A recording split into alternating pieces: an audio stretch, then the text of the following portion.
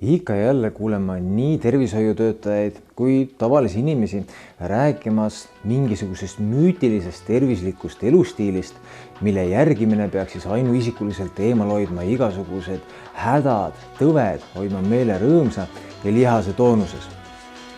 Ma ei ole üldse nõus.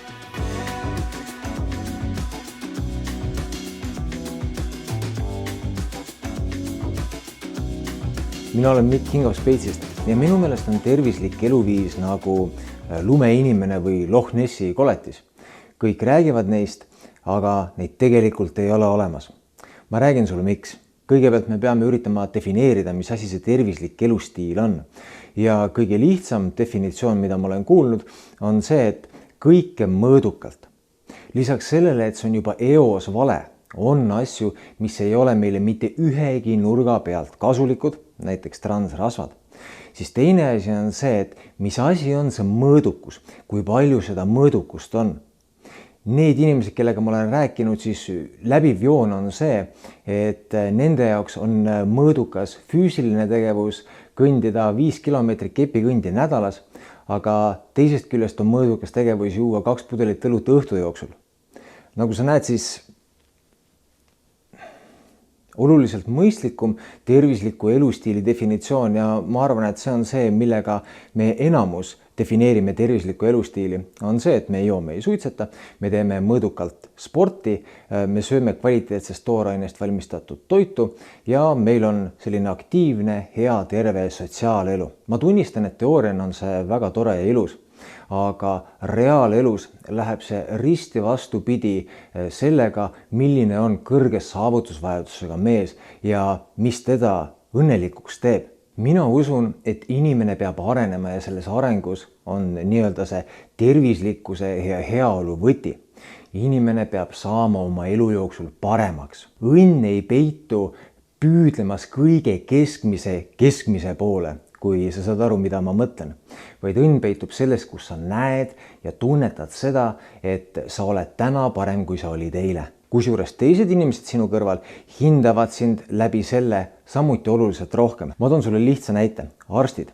Kas sina tahad, et sind opereeriks arst, kes on ennast ilma liigsete kadudeta residentuurist läbi söönud ja teeb täpselt nii palju, kui palju temalt üldsus ootab, aga mitte sammukestki rohkem.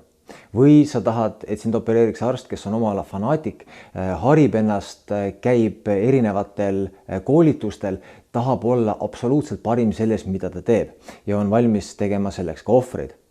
Ma arvan, et see vastus on väga selge.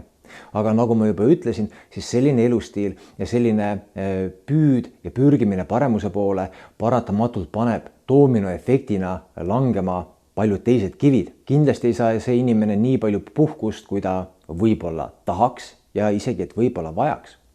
Kindlasti ei saa see inimene süüa täpselt õigeid asju õigel kellaajal.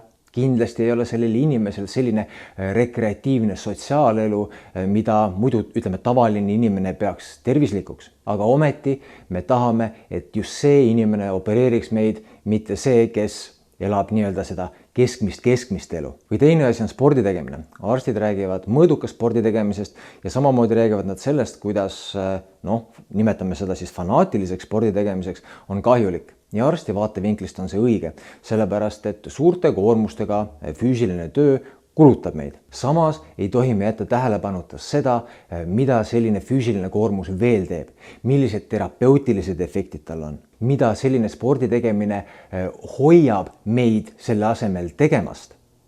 Ega ilma asjata paljud, kes soovivad loobuda suitsetamisest või alkoholi tarbimisest, ei pöördu spordi poole. Sellepärast, et sa pead asendama ühe väga suurt sõltuvust ja mõnu tekitava tegevuse teisega. Ainult sellisel juhul kroonib seda vahetust edu, kusjuures lootes, et see uus tegevus, mis sa valid, on tervisele vähem kahjulik kui see, mida sa soovid lõpetada. Näiteks, kui sa soovid alkoholist loobuda, siis fanaatiline spordi tegemine sobib väga hästi selle aseaineks. Selleks aseaineks aga ei sobi rahulikus tempos kõndimine või metsas mustikate korjamine, vähemalt enamusele meist.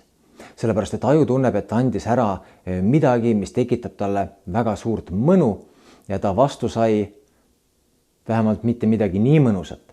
aga see tekitab rahulolematuse tunde ja siis me hakkame alateadlikult otsima ikkagi mingisugust aseainet sellele, mida me just üritame maha jätta. Nüüd aga selle definitsiooni minu absoluutse lemmiku juurde, see on tervislik ja tervislikust toorainest või värskest toorainest valmistatud toit. Ma olen selle kohta teinud mitu videot, aga ma ikkagi kordan üle. Tervislikku universaalset toitumist ei ole olemas. On olemas optimaalne toitumine, mis sobib mingisuguse kindla elustiili juurde. See toitumine, mis sobib maratonijooksjale, teeb väga passiivse inimese paksuks ja võib-olla põhjustab ka teise tüübi diabeeti. Samas see, mis sobib tavalisele kontoriinimesele, ei sobi aktiivsele inimesele. Mina usun seda, et elu on kasvutsentriline kogemus ja mitte mugavus ega turvalisuustsentriline kogemus. See tähendab aga seda, et me peame saama aru, milleks me tegelikult suutelised oleme.